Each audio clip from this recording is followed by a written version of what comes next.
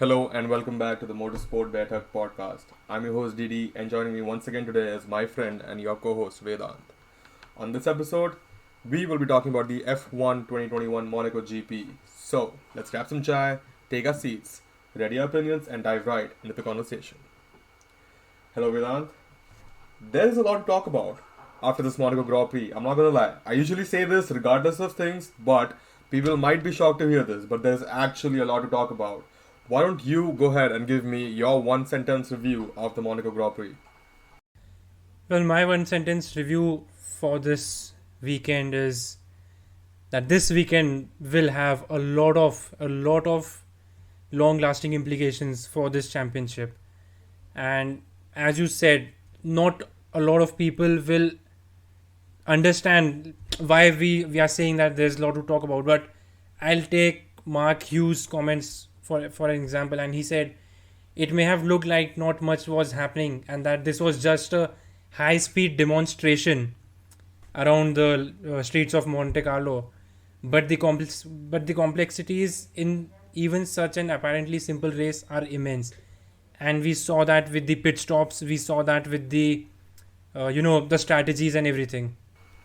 Absolutely, and I couldn't agree more with Mark Hughes there. Like you said, I had the same thoughts about the Monaco Grand Prix. This is not the race we might have wanted, but this is definitely the race we needed to make this season even more exciting. And a little disappointed. So, like a lot of news coming out after the weekend, and apparently it rained in Monaco today. So, Yeah. the fans once again a little bit disappointed that it didn't rain on race day or during qualifying. But nonetheless, that Monaco GP, although not exciting for the entire length of the race, was definitely exciting for a good 30 minutes when the first round of pit stops happened. So yeah, let's dive right into it. Let's talk about the team at the top, Red Bull. Let's just talk about them. What a weekend for them! Just changed the whole game for them. They're at the top of the table, not only in the drivers' championship, but also in the constructors' championship. Not by much, just leading the constructors by one, and Max Verstappen leading the drivers' championship by 4 points, I think, or something like that. Yeah, I think it's 4 But points. yeah, it's definitely 4 points with Max Verstappen on one of 5 points. But what a weekend for them! And I think it couldn't have been better. It just played into the hands of Verstappen, even though he was disappointed after having to abandon his quali run because of Leclerc's crash and the red flags being brought out. But again, effectively started P1. Perez started P9. Disappointing qualifying. Had traffic, which is why he couldn't post a great lap time. But in the end, the Red Bull strategy coming in clutch to help him finish P4. Almost, he was on Lando's back for the last 20 laps. And had this been any other circuit, Perez would have been on that podium instead of Lando. So Definitely. another great weekend from Perez. Also, showing that he's got the race pace in the Red Bull. He just needs to put that qualifying performance in and just be more consistent with that car. What are your thoughts? Well, I think Red Bull, they got the result and the benefits twofold. Firstly, they had a brilliant race themselves for both their drivers, and secondly, the Mercedes did not show up. I mean, Absolutely not. Bottas was second on the grid, but that pit stop ended his race. But yeah, so they got the benefits of these two things combined, and they were lagging behind before Monaco, as we talked in the preview podcast, and we said that this is a crucial race. If they do not catch up here, they will not be able to make up towards the end of the championship, and Absolutely. they are leading both the championships for the first time since 2013. So absolutely crucial. And Max is leading the drivers' championship for the first time in his F1 career. So that's the first for Max Verstappen to do, and he's had a lot of firsts. But again, great race pace from him.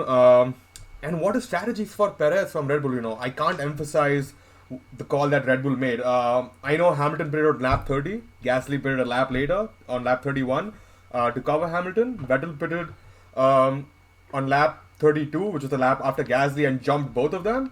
But Perez stayed out longer. Perez stayed out to lap 35 is when he pitted, and then jumped all three of them. So that overcut coming in handy once again, and Red Bull finally making the right strategy call. We had doubts over Red Bull's strategy after the race in Catalonia, we're talking about whether Max should have pitted or not when Lewis pitted, but this time they got it right and they came home with maximum points. Goes to show that Red Bull is once again at the top end of their performance as a team. Yeah, definitely. The strategy certainly paid a lot of dividends, and it was the correct strategy. The overcut was the more powerful strategy in Monaco, because the hard tires, which all the front drivers used, took a lot of time to heat, and as we saw, Hamilton did lose out a lot of time in with that. So absolutely spot on, and going those extra 2-3 laps made it absolutely perfect. And time again, we've seen the overcut is way more powerful around Monaco. But then again, let's talk about Mercedes, right? What a shocking weekend. And the most shocking part to me was not even the fact that Mercedes was slow around Monaco compared to other teams. That just comes down to the car characteristic that we've seen throughout the first few races of the season. But the strategy calls that Mercedes made. Not only did they pit Hamilton first, before anyone else had pitted, they also pitted Bottas before Max had pitted, which didn't make any sense since the general consensus was that that the overcut was more powerful around Monaco and has been for the last few years. So really surprising strategy call from the Mercedes garage, and I don't know if they thought that they would be faster in clean air on the hard tires, but that was definitely not the case. Yeah, I think it was down to the fact that their tires were deteriorating faster than the Red Bulls. And I think Bottas and Hamilton both came on the radio and complained that the tires won't hold on much longer. So I think they pitted for damage limitation and reacting to the drivers' feedback. So, but as you said, absolutely disastrous weekend for Mercedes, and I mean that pit stop. Yeah, we have to talk about that. We now know that the wheel is still not off that car. It will only get off the car back in the UK. Back at Brackley. Yeah, it is very, very strange. So for our listeners who are wondering what exactly happened during the pit stop, so basically when Bottas pitted, the wheel gun stripped the wheel nut and rounded the faces off of the wheel nut. So basically there was nothing for the wheel gun to drive the tool on, which is why they couldn't take the tires off. And there's a thread from Sam Collins on Twitter which explains the whole thing in a lot of detail with a lot of images and a video. So I would definitely encourage the listeners to go and check that out to understand what exactly happened in much more detail. But you gotta feel for Valtteri Bottas, man. We've made fun of him here, and he's got a lot of stick from not just us, everyone in general, the media, and like he said, the keyboard warriors, calling us the keyboard warriors. But finally, he was on the pace. He beat Lewis Hamilton fair and square in qualifying, and he was following Max Verstappen in the race. He was within a 2-second window throughout the first 30 laps of the race, and then this happens. He's got to catch a break. Finally he puts the performance in, and it goes south like it always does for him. Yeah, definitely. I mean, he qualified P3 and he would have thought, okay, it's Monaco, I've qualified P3 and P3 is the best result I can get. But with Leclerc not starting, he had a shot at victory, essentially. And this is very unfortunate. But, I mean, I heard somewhere, I think it was the commentators or someone on Twitter, but apparently McLaren have a fail-safe for this kind of things, and they use a hammer or something to essentially break the wheel nut and remove the wheel. So I'm very surprised why Mercedes did not have something like that, some contingency plan or sort. Yeah, that's definitely interesting. I was not aware of that before you just told me. But yeah, I'm pretty sure Mercedes will be looking into such sort of things. And now let's talk about Lewis Hamilton. What is up? What happened what just happened with Lewis in Monaco? We saw a very different Lewis even during the race. It was I think Martin Brundle pointed it out multiple times. After the pit stop, when Lewis got really frustrated that they got jumped by essentially Vettel and Perez over the course of the next 6 laps. It was almost like he lost interest in his race. It was not the Lewis we're used to see, who's just relentless, who's always going for the win, who's always trying to make the most of whatever he has. And that was a bit surprising. Yeah, certainly. I mean, it was, as you said, not the Lewis of usual, but see, Valtteri Bottas in the Mercedes put it on P3. So I don't feel there's any excuse about the car not working or something like that. We saw throughout the weekend Lewis Hamilton could not get the heat into those tires, Absolutely. and that is why he could not get those lap times, and essentially that's what cost him.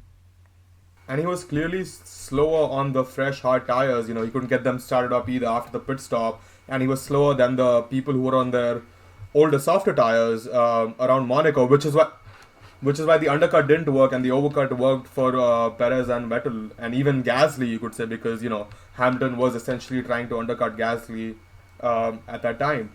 But yeah, but that again goes to show, like I mentioned before briefly, the characteristic differences between the Red Bull and the Mercedes, right? The Red Bull on high degradation circuits, they haven't done well.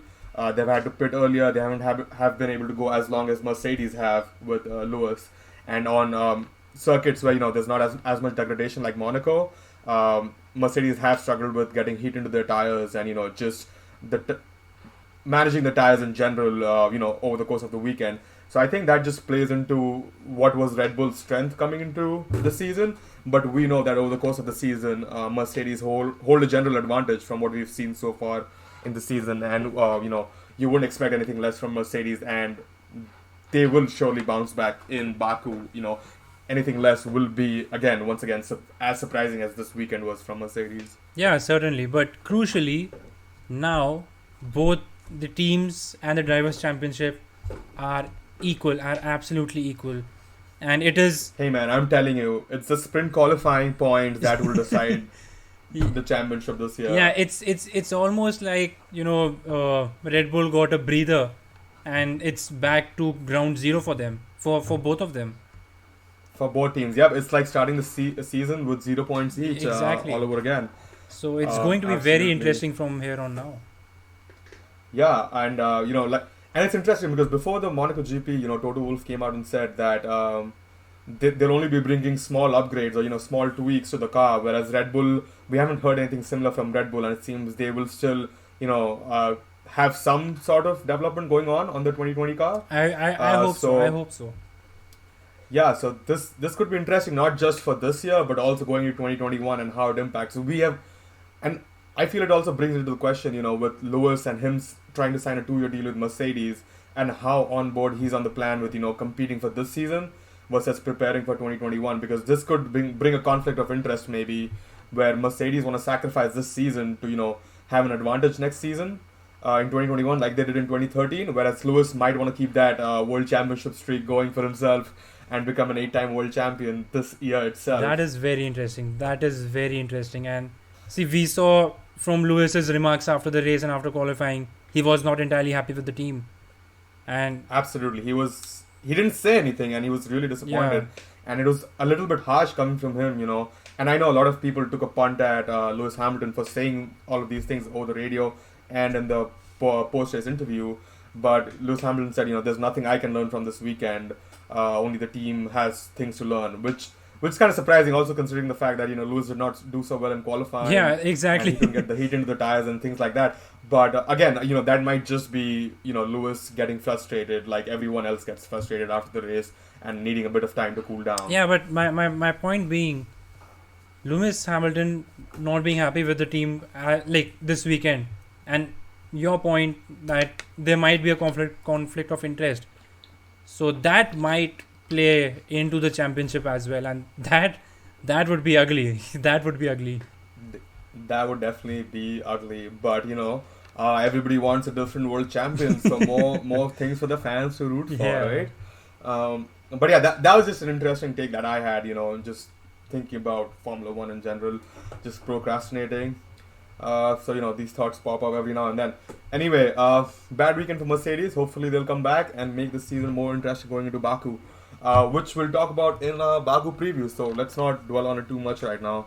Now let's talk about the two teams who had a roller coaster weekend, Ferrari and McLaren. Let's talk about Ferrari first. Leclerc. First of all, where did that Ferrari pace come from around Monaco, and how? And I know one thing that some fans in Italy are wishing for, that Ferrari have this pace when they come to Monza. That But obviously that's not going to happen. But still, like, where did this pace come from? And honestly, even if it was just for one race, I was excited. Like, I was buzzing over text. After the Thursday practice session, my brain was just shouting Ferrari and was not registering the fact that this pace might not be real. And Friday was like the longest day of my life. I could not sit through 8 hours of classes on Friday and then, wait for Saturday morning qualifying. I was just sweating from excitement.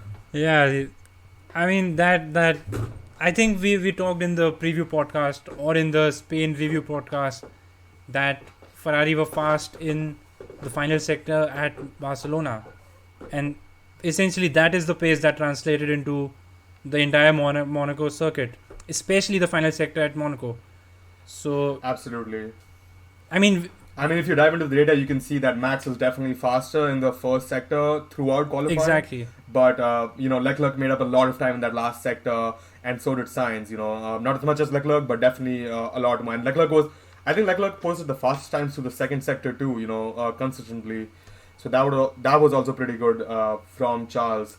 But yeah, anyway, what were you saying? Yeah, so my point is, we could see it coming. We knew that, okay, Ferrari might have a lot more pace, but like it wasn't expected that they'll fight for pole. Yeah, we were more like Charles might be in the contention for P3. Yeah, exactly. If they get the strategy right and things like that.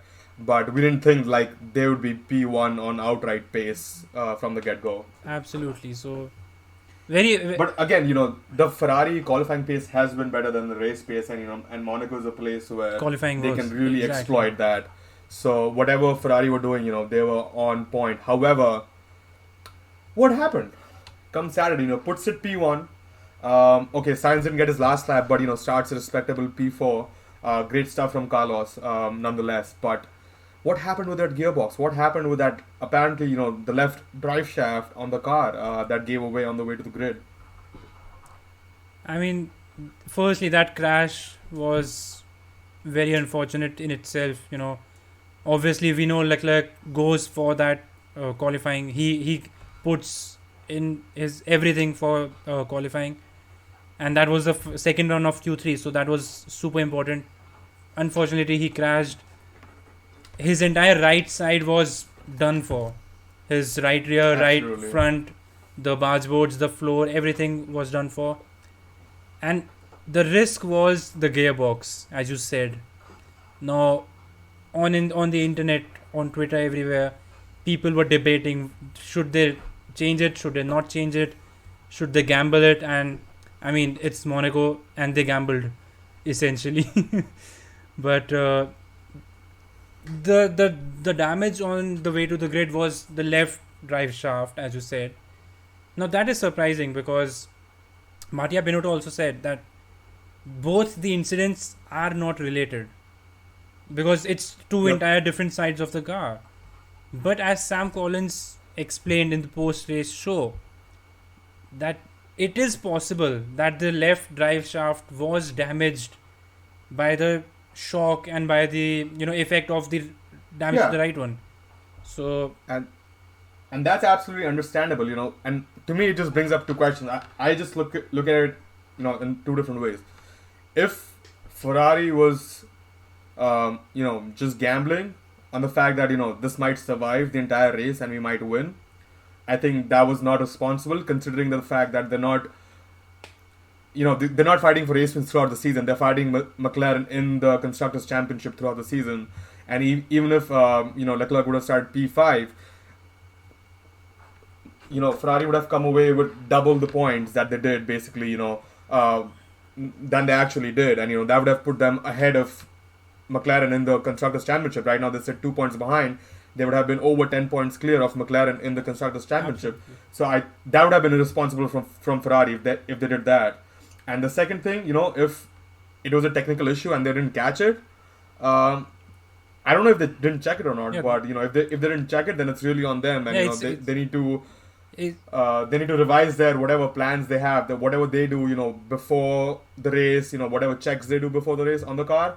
I think they need to look into that. And again, irresponsible from Ferrari once again, from the engineers in the paddock. So I think the Ferrari engineers need to look into what actually happened and fix the issues, whatever protocols they need to fix.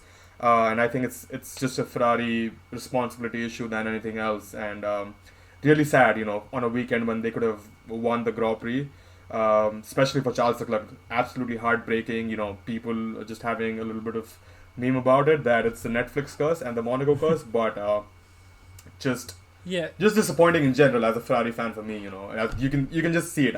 It's hard to form sentences when I'm talking about this. yeah, it was disappointing, but kudos to Charles. He was with the team throughout the race, and he even came to celebrate Carlos's With podium. Carlos.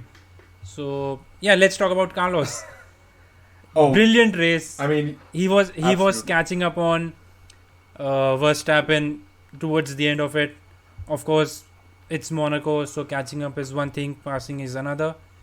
But brilliant race nonetheless, and yeah, first and podium for Ferrari. you gotta give Carlos kudos for his performance over the last few years. He's been an underrated driver uh, throughout his time in F1, but now he's really come out and shown ever since he joined McLaren. What he's made of, and you gotta think about it.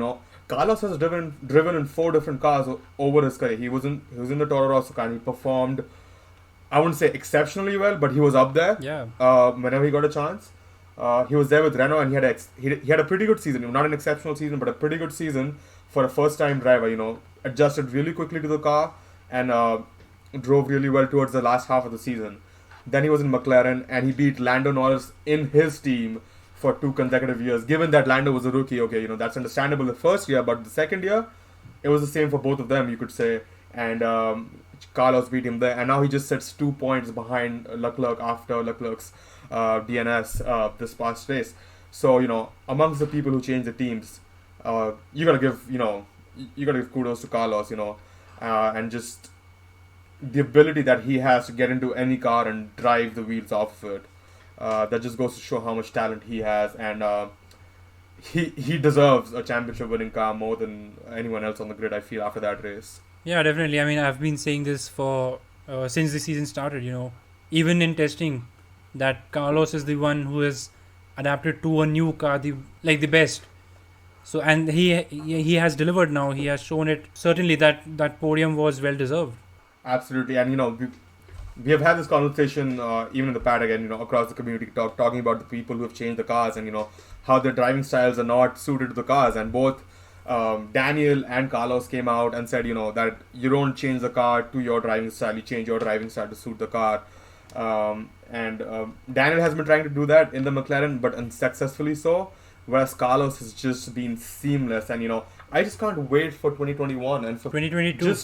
2022, and for Ferrari to have a championship contending car, even if not a championship winning car. They might come away with the constructors with Charles and Carlos in that car, even if they don't win the drivers' championship. So I'm really excited for Ferrari and what they have in store for us for 2022. Now moving on to McLaren. Let's talk about Daniel Ricardo first. Qualified, didn't get into Q1, didn't score any points. Cute. Not the best strategy you could say from McLaren. Didn't try to overcut any of the drivers around him. Made a regulation pit stop pretty much at the same time as Gasly, Hamilton, and the people, not the people around him, because we know that the others kind of jumped him throughout the race. Kimi jumped him. So yeah, just not there. And he was pretty frustrated, after qualifying, and he was like, he couldn't believe that he was a second off of his teammate Lando Norris in qualifying. So that goes to show how surprised and disappointed he is with his own performance in McLaren. Yeah, certainly. I mean, he loves the track. We know that he has 2 pole positions here. He has a win here, and he absolutely adores the place. And rightly he was disappointed that he is a second off his teammate in qualifying, and then getting lapped by your teammate Absolutely. during the race. It must be very hard. But I mean, it calls into question his performance in Spain. Is Monaco an outlier, or was Spain an outlier? See, that is what I said, right? After the Spain performance, everybody was hyping up Daniel Ricardo and how he's, getting along with the McLaren and how he has improved. And, in our review podcast, I said, hey guys, let's not read too much into it. It was Barcelona. These guys have driven around Barcelona a million times. And, let's just not read too much into it. And I would say the same thing about Monaco. It is a bit of an outlier to show where Daniel Ricciardo really is in terms of performance. And I would say, guys, let's not read too much into it. He is there, but he's not there yet. So, he's still like, 4 tenths off of Lando Norris, which is not shown in the qualifying performance because he has essentially out-qualified Lando Norris 3-2 so far this season or something like that. But, but he's not comfortable in that car. And I think Andres Seidel came out after the race and he explained what Daniel was struggling with, and that is like the braking performance in the McLaren, how the McLaren understeers under trail braking, which is something that Daniel does a lot. So that is not something that is natural to Daniel, and he's having a hard time adapting to the characteristics of the McLaren, unlike Lando Norris, who's been driving that car for the last 2 years. So I think that is something that people need to look into. But again, that just goes to show how good a job that Carlos Sainz and Sergio Perez are doing in comparison to Daniel Ricciardo. But, nothing to take away from Daniel Ricciardo either, He was in Red Bull and he's the only person who's beaten Max Verstappen in a Red Bull over his time, during Max's time in F1 so far. And then, when Daniel went to Renault, he took a year around, besides Nico Hülkenberg. Yeah, he took a year to, really know the car, really learn the car. And it was only in his second season last year in 2020 when he just came out blisteringly quick in that Renault and showed everyone what the real pace of the Renault was, while Esteban Ocon was coming up to pace in that car. So I wouldn't be surprised if Daniel Ricciardo needs a little bit longer. But we've seen a year, over the course of the year, he will improve and he'll hopefully come out faster, if not this year, next year during 2022, which is essentially a new car at that time too for everyone else. Yeah, I mean, he will definitely improve. He's a top class driver and he'll adapt to the car eventually. But I mean, the later it gets, McLaren will drop points to Ferrari. So that's the biggest concern right now. Yeah, and I think McLaren got really lucky, this particular race to not have dropped a lot of points to Ferrari. Norris just finishing behind Carlos Sainz, and obviously Charles Leclerc did not score any points this race. So I think at the same time, Ferrari lost out a huge opportunity, like I pointed out earlier. So, which is why, guys, this is what we've talked about. This race has a lot of consequences now. Mercedes and Red Bull sit 1 point apart in the Constructors' Championship. Yeah. And Max and Lewis, they're 4 points apart in the Drivers' Championship. And then Ferrari and McLaren sit 2 points apart in the Constructors' Championship. And it's really close in the Drivers' Championship between Valtteri, Perez, Leclerc, Sainz. So, it's going to be an interesting season going ahead. And this race has definitely leveled the playing field a lot more than it was coming into the race.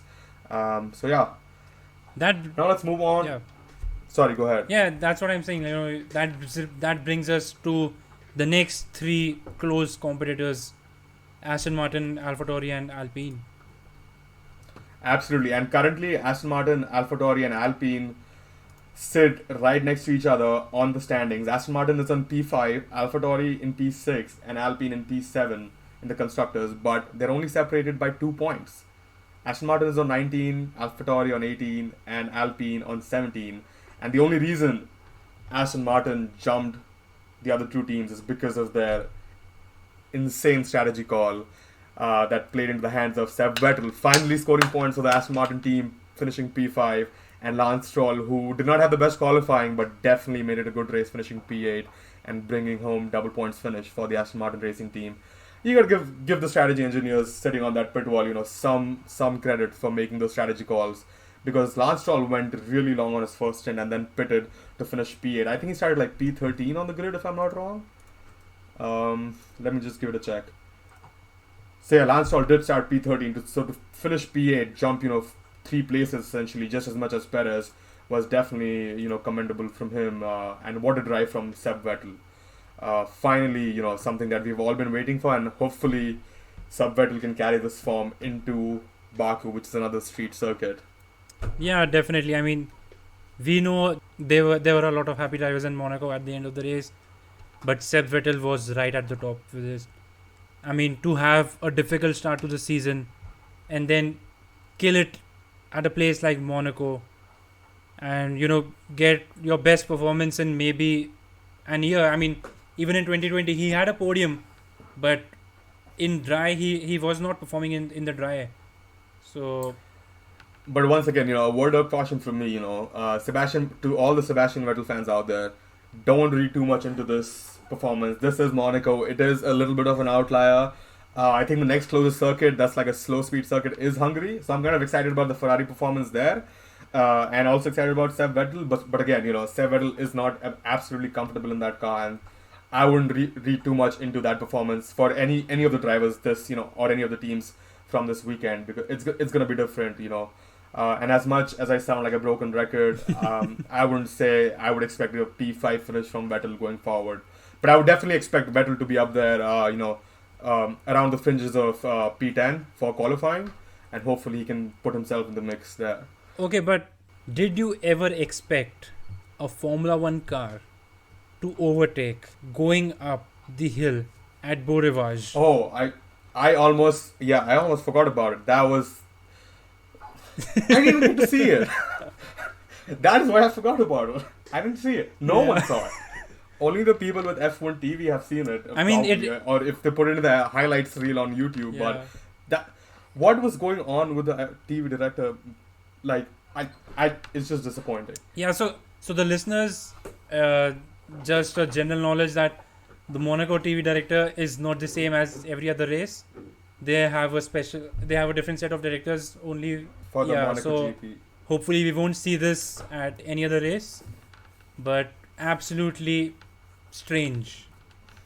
And I mean, it wasn't even an action clip. It was just Lance Stroll getting it wrong. I mean, I remember I was sitting in my friend's place, and we were having breakfast while watching the race, and his parents were there, and this happened on TV, and I just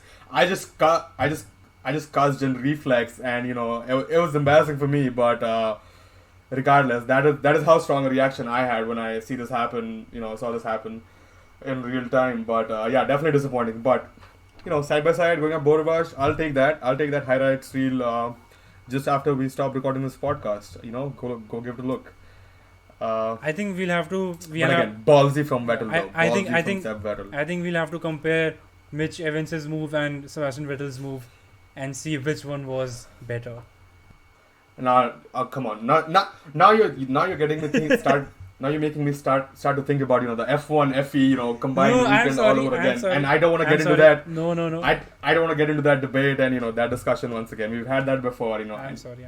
I just keep repeating myself. I just get excited about it. But yeah, anyway, coming back, let's talk about Alpine. Esteban Ocon still leading the championship, Vedant. What do you have to say about that? More points for Esteban in the championship, and Nando finishing 13. A disappointing weekend from the two-time world champion. Not such a great return anymore, is it? Well, it is not a great return, but we can always hope, and that's what I always say. So yeah, I'm still hoping that he will turn up. I mean, it's difficult to get back in the car, and after 2 years away. So, but yeah. Hey man, that's what I said when we were doing the season preview, and you were like, "Oh no." So just sticking to you a little bit. But good. But yeah, definitely. Yeah, good performance from Esteban.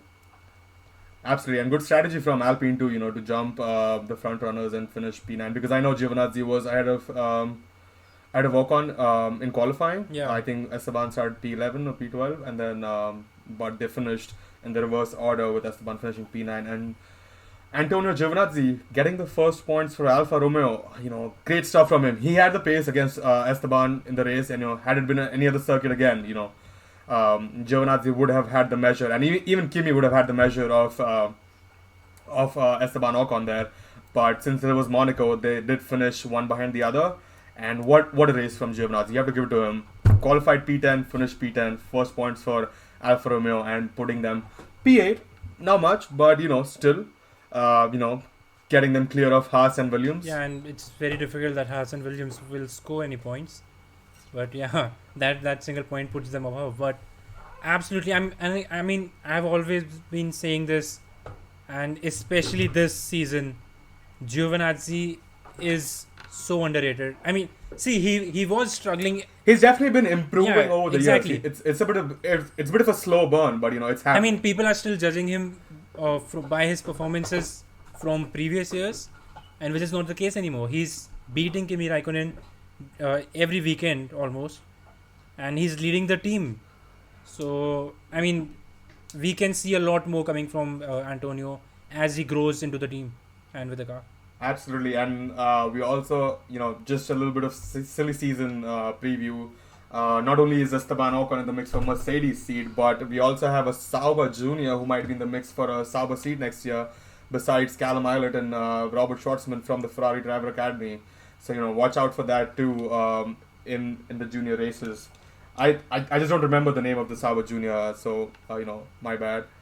But go look it up. Go look it up. Anyway, let's talk about AlphaTauri. Another mixed weekend for AlphaTauri. Finally, Pierre Gasly had a event-free weekend. Just a smooth weekend from qualifying to finishing the race. Finished P6, got jumped by Vettel and Perez. Otherwise, he would have finished P4 essentially with Charles and Bottas, effectively out of the race. But nonetheless, I think this is exactly what Pierre needed, and now he can build his momentum slowly going forward. What are your thoughts? Yeah, definitely. I mean, it was a very uneventful race for him, except that, except when Vettel overtook him, coming out of the pits, and so yeah, good weekend, good points all. Absolutely, and you gotta talk about Yuki a little bit. He's had a couple, no-name races. Didn't do much, but he finished, didn't damage the car, nothing like that. So I think this is also a good place for Yuki to build from. Just slowly, no need for any heroics. Definitely, people are thinking that Yuki was overrated, but we all know he's got the raw pace. He just needs to get comfortable in the car before he unleashes that raw pace. Absolutely. I mean, I think he knows it himself, and during the first few races, he was pushing the car to the limit, even before he got comfortable with it, and now he has dialed it little back, and he's trying to get to grips with the car first, and then try to push it. And especially since it's Monaco, he wouldn't want to push it. Wrongly. Yeah, absolutely. Talking about Williams and Haas, not much there. Just a no-spin weekend for Mazepin, and the first time, finishing ahead of his teammate Mick Schumacher. Although he did get overtaken by Mick Schumacher going into the hairpin in the first few laps. I did not see that either because I was still waking up and having a little bit of floss in the bathroom. Yeah, I mean, first event-free weekend for Mazepin too, so hopefully he'll get more comfortable in the car, although I couldn't really care for it a whole lot. Yeah, absolutely. I mean, it was a good weekend. Event-free weekend is a good weekend for any of these. Haas. Yeah, for Haas. Well, not for Haas, for Mazepin. Haas did not have an event-free weekend with Mick putting into the wall and incurring damages almost worth $500,000. So not the cheapest weekend for Haas this time around. Absolutely, but again, they are last of the pile, and they will remain last of the pile, and they are not bringing any upgrades as such. So, I mean, Absolutely. it's essentially a write-off for them this season. But the more these drivers crash, and the more the cost build up, it would affect them for the next season. So that's a worry. Yeah, absolutely. But I think the one other takeaway from this weekend was we got some Carlando content. It was great seeing both of them on the podium finally together, although for different teams. But again, it just goes to show the friendship that they share, and just nudging each other during the post-race interviews and things like that. It was pretty heartwarming to see both of them, just still having a good time on the track and off the track. Absolutely. I mean, so my favorite podium trio in Formula One has been Schumacher, Raikkonen, and Alonso. But unfortunately and strangely, three of them were on the podium only twice in their career. Very strange, But and this is now currently my favorite podium trio, and I do hope that they get to they're on the podium more than twice. Yeah, absolutely. I was just about to say that. Another little thing to talk about, Serena Williams getting interviewed besides Max Verstappen after the post-race during the post-race interviews. A little bit weird. I thought both Serena and Max were kind of weirded out by it, or I mean, a little bit I don't awkward. know what DC was trying to do there. Yeah, I don't know, but just kind of weird. But a lot of memes coming out of the Serena Williams interview saying that that was the only Williams that has been interviewed, in a post-race in the post-race show. So there you go. All right, now coming to the question, I guess, in your opinion, the main question that you put on our note sheet: should Monaco stay? Hell yes. Absolutely. I mean, it's a reoccurring question. It's an annual question, and every year fans are divided as to should it stay, should it not stay. People only want overtakes and racing, and they say, okay, we are not getting overtakes, let's remove it. But people miss out on so much more with having See, that. yeah, absolutely. Like we've talked about, the overall impact on this season, with having Monaco there, and just the race itself. All right, the whole race, I'll concede that the whole race was not interesting. It was kind of boring, but the 30 minutes around the pit stops, that got my blood pumping real fast. Absolutely. I'll tell you that, and I think the issue was, that everything happened just one after the other, which is why, even with the TV direction and everything, and we missed a lot of things. But looking back, when I was going through the telemetry data and stuff like that, just a lot happened, and I thought it was a good race just because of that, and it got me excited, and I think this is going to be our longest race review podcast so far. Yeah, and we should remember that all the top 10 to 12 drivers were on softs. So the top runners, the Mercedes, the Red Bulls, did not use the mediums, or there was no mixed strategy. Absolutely. It was one single strategy for the top runners, but even then, you've never seen the strategy play such an important role in the race as Monaco did. Yep. So yeah, I mean, if you're an F1 fan out there, and if you don't know a lot about strategy, hit us up and we'll tell you how it exactly works, and why you should look out for these strategy calls and why it makes racing so exciting. Maybe we should do a video on it. I don't know. Maybe. Yeah, I think we can do it. But yeah. So yeah, that was all about the F1 weekend. I know you want to talk about the F2, so I'll let you fire. Go ahead and talk about the F2 race weekend that we had in Monaco. Yeah, so in Formula 2, we had the youngest ever Formula 2 race winner and pole sitter. And by Formula 2, I don't mean the Formula 2 championship that's been going on for 3-4 seasons. I mean the entire Formula 2 category. When it was called GP2. GP2, and I believe even before that, the pre-war Formula 2 and everything between that. Right. So the youngest ever winner and pole sitter, Theo Porsche, getting that win, and I believe his hometown is quite nearby. So it's like 30 minutes from Monaco. So it was essentially a home victory for him.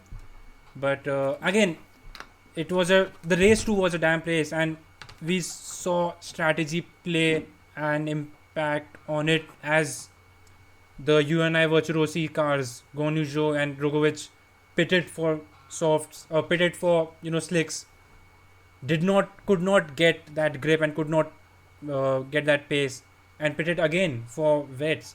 So again, Monaco making strategies so much more important. And absolutely. And of course, our countryman Jean Daruwala had a weekend to forget. Yeah, that was kind of disappointing. I couldn't watch the F2 races because they're at like 5 in the morning here, and I have no intention of waking up at 5 in the morning on my weekends during school. Yeah. So yeah, but I was definitely following his weekend on social media and on the F2 website. Yeah, disappointing. Could have scored a few points this weekend. Lost out on the P10 in the first sprint race. Could have started on pole for the second sprint race. Didn't happen, and lost out during the feature race too. So definitely disappointing. Yeah, and what do you think about the Leda incident? Yeah, I mean incident. Yeah, it is strange because we know that 107% rule is so important in these Formula series. It essentially means you are too slow and you are too dangerous. I mean, more than too slow, it means you are too dangerous, right? Absolutely, because you'll be a back marker who will be there again and again for the leaders to lap. Yeah, and especially at a track like Monaco. But apparently, Michael Masi said that apparently it was a technical issue and not his real pace. But again, rules are rules.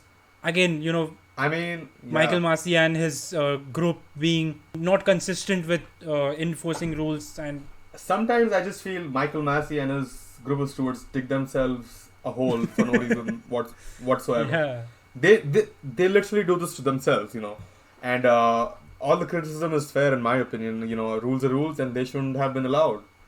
Deleda shouldn't have been allowed to race in my opinion. And if it were to happen in F1, it'd be a shocker, and I still wouldn't want that person to be racing in on race day. And the rule is there for a reason. No one just came up with a 107% rule just for shits and giggles. There's a reason behind it. You're considered dangerous and you should not be on the track. Absolutely, it's a very strange incident, and I hope we don't go through this again. Yeah, absolutely. You don't want to see anyone not even qualifying for the race. It's not a pretty. Yeah, it's not the 1970s record anymore. It's not a nice record to go against your name. But anyway, that was our F2 weekend recap. Just short and sweet.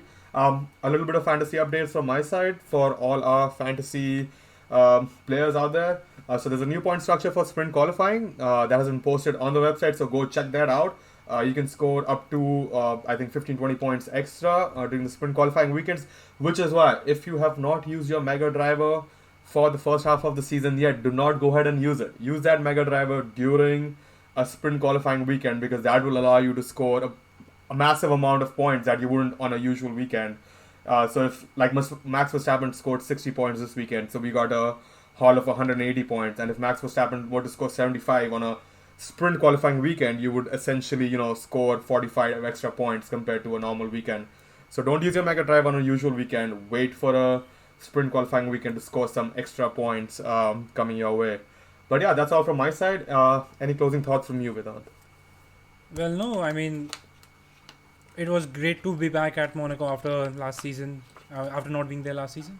And McLaren's Gulf livery was good. I have to say, I didn't like it as much during the race. Track, it didn't come out as much. It didn't stick out. The studio shots were definitely great. Yeah, it didn't stick out during the race, but... No, it definitely stuck out, but it didn't stand out, I'd say. Yeah, well, yeah. But it was good to have that special livery on the podium. So, and proving that the special livery curse wrong. Oh yes, that was very important. Now the other teams can go ahead and do their special liveries without being scared of the curse. Absolutely. Well, that's all from our side, and thank you for listening to us. Please like, share, and subscribe, and we'll catch you on the next one. Thank you.